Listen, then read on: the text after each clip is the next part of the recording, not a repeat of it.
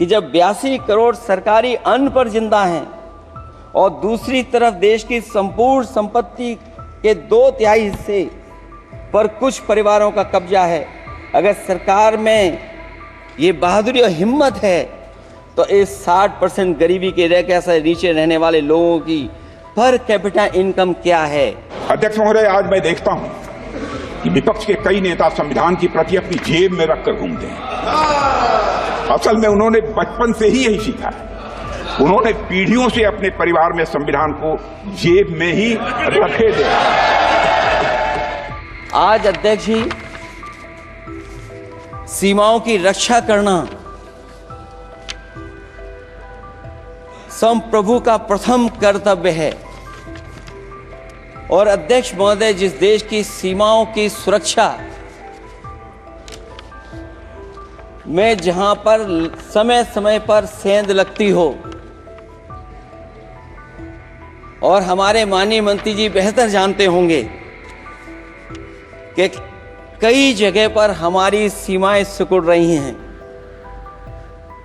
हमारे संसदीय मंत्री राज्य अरुणाचल प्रदेश में चीन के बिल्कुल बगल में रहते हैं। अध्यक्ष महोदय ये जानते होंगे कि हमारे पड़ोस में कितने गांव बस गए हैं, न जाने कितना वहां पर गांव की तरह घर बसा दिए गए हैं। लद्दाख की तरफ अभी दोनों देशों की सेनाएं पीछे हटी हैं। हम अपनी सीमा में ही पीछे हटे हैं, और चीन जो हमारी सीमा में अंदर आ गई थी वो हमारी सीमाओं से ही आंशिक रूप से पीछे हटी है। और अध्यक्ष महोदय, उस सीमा के पास एक रिजांगला मेमोरियल बना था। हमारे सरकार के लोग ये जानते होंगे कि जिस समय ये बात उठी लद्दाख को लेकर के, उस रिजांगला के मेमोरियल को तोड़ दिया गया। आज वो रिजांगला मेमोरियल वहां नहीं है। और उस लड़ाई के लिए अध्यक्ष महोदय, हमारी फौज के लिए कहा गया था कि हमारी वो बहादुर फौज है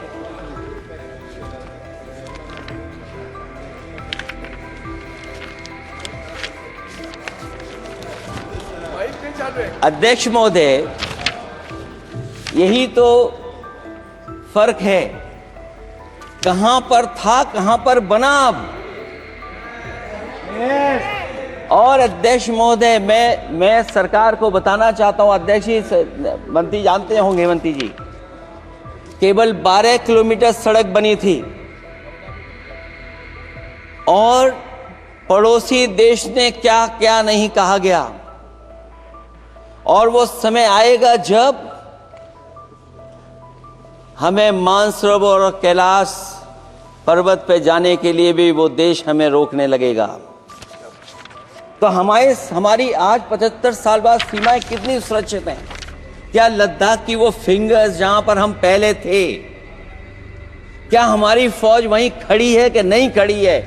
अगर आप रिजांगला मेमोरियल जानते होंगे तो लद्दाख की वो सीमाएं जो हमारे देश के अंदर थी, क्या हमारी सीमा वहां तक है कि नहीं है? आज ये देश उठेगा, ये देश लड़ेगा, सत्य मांगेगा, सत्यमेव जयते।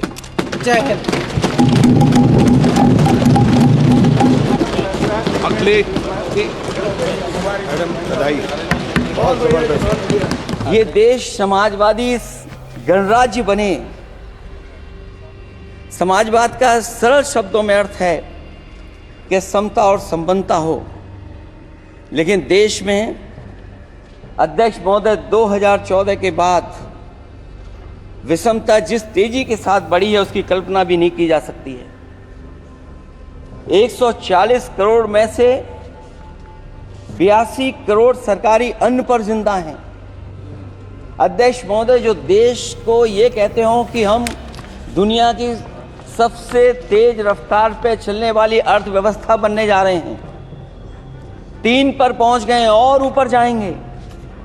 मैं सरकार से कहना चाहता हूं कि जब 82 करोड़ सरकारी अन्न पर जिंदा हैं और दूसरी तरफ देश की संपूर्ण संपत्ति के 2/3 हिस्से पर कुछ परिवारों का कब्जा है, अगर सरकार में ये बहादुरी और हिम्मत है तो इस 60% गरीबी के रेखा से नीचे रहने वाले लोगों की पर कैपिटा इनकम क्या है? अगर आपकी अर्थव्यवस्था ऊंचाई पर जा रही है तो हमारे जो गरीब लोग हैं, जो 60% गरीब लोग हैं, उनकी पर कैपिटा इनकम क्या है?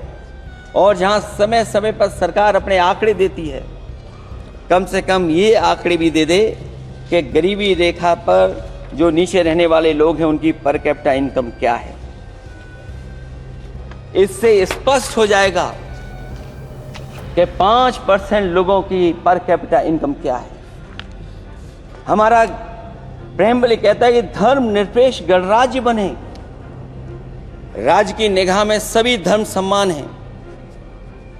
हमारा सेकुलरिज्म हमें रिलीजियस इक्वलिटी का रास्ता दिखाता है। यही ना अर्थ इसका है। क्या इस पर सरकार अमल कर रही है?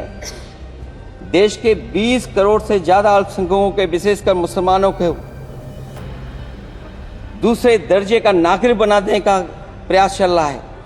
उन पर हो रहे अत्याचार प्रतिदिन बढ़ते जा रहे हैं। उनकी संपत्ति को लूटा जा रहा है, हत्याएं की जा रही हैं, घर तोड़े जा रहे हैं, उनके पूजा स्थलों पर कब्जा प्रशासन की मदद से किए जा रहे हैं। अगर ये धर्मनिरपेक्षता, तो धर्म शासित राज्य की क्या परिभाषा है? और हाल ही में हम लोगों ने अध्यक्ष महोदय उदाहरण देखा है कि किस तरीके से उत्तर प्रदेश में कई महत्वपूर्ण जगह पर इस तरह की घटनाएं जानबूझ करके की गई। मुझे याद है उस समय, जिस समय उत्तर प्रदेश का इलेक्शन चल रहा था,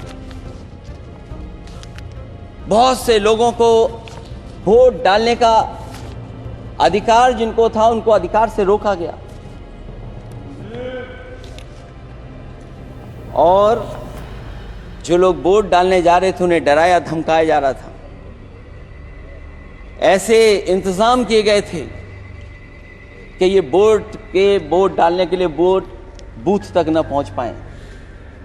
वो तस्वीरें अध्यक्ष महोदय न केवल हम लोगों ने देखी, बल्कि पूरे देश और दुनिया ने देखी होंगी कि किस तरीके से उत्तर प्रदेश की सरकार के प्रशासन के इशारे पर एक पुलिस के अधिकारी ने महिलाओं को वोट से डालने से रोका और रिवॉल्वर दिखा करके कहा कि वोट डालने नहीं जाओ। मैं उन बहादुर महिलाओं को बधाई देना चाहता हूं कि उन्होंने परवाह नहीं की और उन्होंने कहा कि इससे कुछ जान जाने वाली नहीं, अगर जान भी जाएगी तो हम वोट डाल करके आएंगे।